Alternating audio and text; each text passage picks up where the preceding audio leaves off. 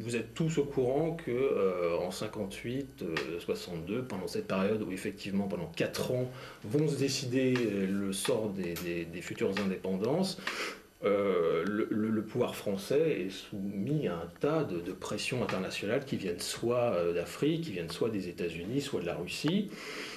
Mais je dirais que ça c'est encore la façade. Puisqu'en réalité, il est bien question d'un énorme bloc, qui est l'Empire français. Comme il y a eu l'Empire anglais, qui lui, donc le sort a été, on va dire, réglé un petit peu avant, et de manière différente. On parle des États-Unis, on parle de la Russie, on parle d'États-continents. Et ces blocs, c'est-à-dire qu'on des masses critiques énormes, du point de vue du poids politique, financier et économique, les dirigeants qui sont derrière, notamment les financiers, sont préparés, on va dire depuis le début du XXe siècle, à une compétition féroce. C'est-à-dire que vous avez la montée de la Russie bolchevique, vous avez les États-Unis qui s'affirment comme première démocratie du monde, on va dire pratiquement avant la Première Guerre mondiale, et vous avez ces deux blocs européens qui sont les empires coloniaux français et anglais, qui sont là inamovibles et qui se croient les maîtres du monde. Et vous avez l'outsider, la Russie, dont chacun serait bien content de pouvoir régler le compte tôt ou tard. Donc la question, dès 1900, 1913, un peu avant la création de la Fed, pour les financiers, c'est de voir comment tout ça va tourner à l'issue du siècle. Et je dirais qu'à cette période-là, on voit émerger une possibilité de gouvernance mondiale beaucoup plus proche qu'on ne la voit aujourd'hui même. Et cela, c'est dû en fait à des révolutions qui sont des révolutions d'ordre bancaire, c'est-à-dire que il y a eu la révolution financière anglaise, qui a permis notamment le fabuleux financement de l'amirauté anglaise, de la Royal Navy, parce que c'est un épisode extraordinaire où vous aviez carrément 40% de l'impôt anglais qui était consacré à l'entretien de la flotte anglaise. Donc ce qui a fait qu'effectivement l'empire anglais a eu un développement très rapide. Donc la montée des financements privés, des banques privées aux États-Unis, elle prend une dimension tout à fait autre. On est sur des sociétés, par exemple si on prend la US Steel, c'est la première société, le premier conglomérat US mondial qui représentait plus d'1 milliard de dollars à l'époque. Alors, ce que les Américains se disent, c'est comment faire, parce que nous, on n'a pas vraiment une banque centrale aux États-Unis, ça marche pas très bien.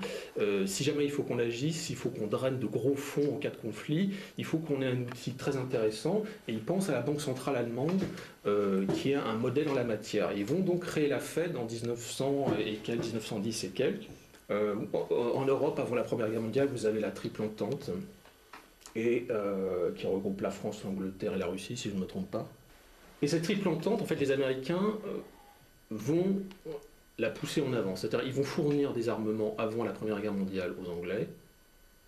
Ils vont donner des crédits à la Russie. Et ils vont fournir des crédits aussi à la France, qui vont être des crédits militaires. Ça, c'est des financements privés. Et ensuite, quand ils voient que la machine se met en route, ils passent à un autre supérieur. C'est-à-dire qu'en fait, ils créent des espèces de petits comités qui sont rattachés à la Banque fédérale des États-Unis. Et vous avez par exemple un office qui est créé pendant la Première Guerre mondiale, qui est un office War Office Corporation. C'est un office qui est là pour financer la guerre. Et c'est financé avec l'argent des contribuables américains. C'est-à-dire que les financiers donnent l'impulsion au départ, et ensuite ils utilisent un outil qui greffe à la Fed, qu'ils ont créé pour ça, pour détourner des paquets d'argent et alimenter les belligérants. Voilà. Donc, vous comprenez bien que la Première Guerre mondiale, c'est pas une bonne affaire pour l'Europe. La Seconde Guerre mondiale, ça va pas non plus être une bonne affaire pour l'Europe. Et c'est pour ça qu'on arrive au démantèlement de deux empires après ces deux conflits, l'anglais et le français. Un dernier mot sur cet aspect des choses qui est un aspect financier de la mondialisation qui entraîne, qui est un des gros moteurs finalement de la décolonisation française, c'est-à-dire du démantèlement d'un projet qui concerne une communauté franco-africaine. On est obligé de changer son fusil d'épaule, de travailler autrement, parce que là, il y a des gens qui nous ont foutus dans une merde pas possible. C'est le cas du financement d'Hitler par certains chefs de file financiers américains. Bon, c'est connu depuis 1980 et même avant pour ceux qui étaient des initiés. Mais la question, c'est pourquoi ça se passe comme ça? Pourquoi des financiers très connus, des gens comme Roosevelt, c'est-à-dire le futur président des États-Unis, va avoir des investissements en Allemagne nazie?